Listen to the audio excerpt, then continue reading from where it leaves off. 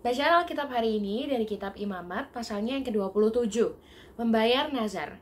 Tuhan berfirman kepada Musa, "Berbicaralah kepada orang Israel dan katakan kepada mereka, apabila seorang mengucapkan nazar khusus kepada Tuhan mengenai orang menurut penilaian yang berlaku untuk itu, maka tentang nilai bagi orang laki-laki dari yang berumur 20 tahun sampai yang berumur 60 tahun, nilai itu harus 50 shikal perak, ditimbang menurut shikal kudus. Tetapi jikalau itu seorang perempuan, maka nilai itu harus 30 shikal. Jikalau itu mengenai seorang dari yang berumur 5 tahun sampai yang berumur 20 tahun, maka bagi laki-laki nilai itu harus 20 shikal, dan bagi perempuan 10 shikal. Jikalau itu mengenai seorang dari yang berumur 1 bulan sampai yang berumur 5 tahun, maka bagi laki-laki nilai itu harus 5 shikal perak, dan bagi perempuan 3 shikal perak. Jikalau itu mengenai seorang yang berumur 60 tahun atau lebih, jikalau itu mengenai laki-laki, maka nilai itu harus 15 shikal, dan bagi perempuan 10 shikal. Tetapi jikalau orang itu terlalu miskin untuk membayar nilai itu, maka haruslah dihadapkannya orang yang dinazarkannya itu kepada imam, dan imam harus menilainya.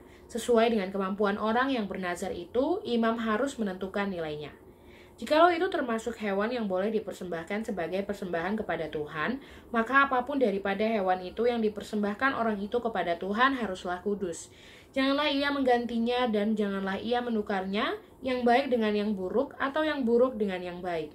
Tetapi jikalau ia menukar juga seekor hewan dengan seekor hewan lain, maka baik hewan itu maupun tukarnya haruslah kudus.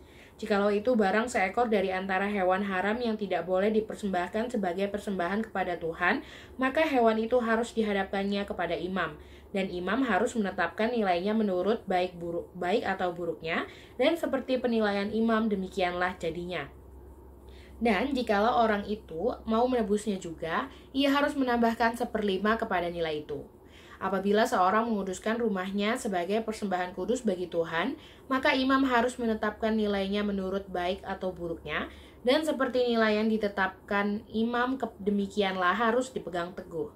Tetapi jikalau orang yang menguduskannya itu mau menebus rumahnya, maka ia harus menambah harganya dengan 1/5 dari uang nilainya, dan rumah itu menjadi kepunyaannya pula. Jikalau seorang menguduskan sebagian dari ladang miliknya bagi Tuhan, maka nilainya haruslah sesuai dengan taburannya, yakni sehomer taburan benih jelai berharga 50 shikal perak. Jikalau ia menguduskan ladangnya mulai dari tahun Yobel, maka nilainya haruslah dipegang teguh. Tetapi jikalau ia menguduskan ladangnya sesudah tahun Yobel, maka imam harus menghitung harganya bagi orang itu sesuai dengan tahun-tahun yang masih tinggal sampai kepada tahun Yobel, dan harga itu harus dikurangkan dari nilainya. Dan jikalau orang yang menguduskannya benar-benar mau menebus ladang itu, maka ia harus menambah harganya dengan 1/5 dari uang nilainya, dan ladang itu tetap dimilikinya. Tetapi jikalau ia tidak menebus ladang itu, malahan ladang itu telah dijualnya kepada orang lain, maka tidak dapat ditebus lagi.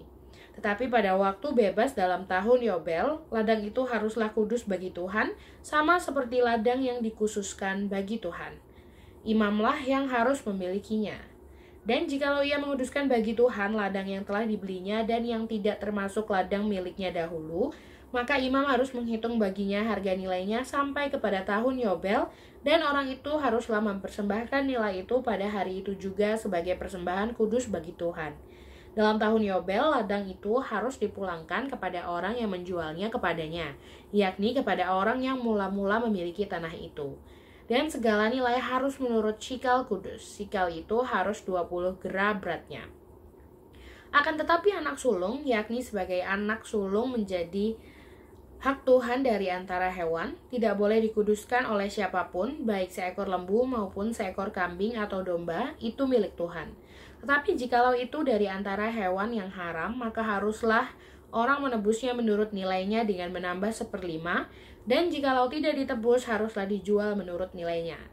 Akan tetapi, segala yang sudah dikhususkan oleh seseorang bagi Tuhan dari segala miliknya, baik manusia atau hewan maupun ladang miliknya, tidak boleh dijual dan tidak boleh ditebus, karena segala yang dikhususkan adalah maha kudus bagi Tuhan. Setiap orang yang dikhususkan yang harus ditumpas di antara manusia tidak boleh ditebus, pastilah ia dihukum mati. Demikian juga segala persembahan persepuluhan dari tanah, baik dari hasil benih di tanah maupun dari buah pohon-pohonan, adalah milik Tuhan. Itulah persembahan kudus bagi Tuhan.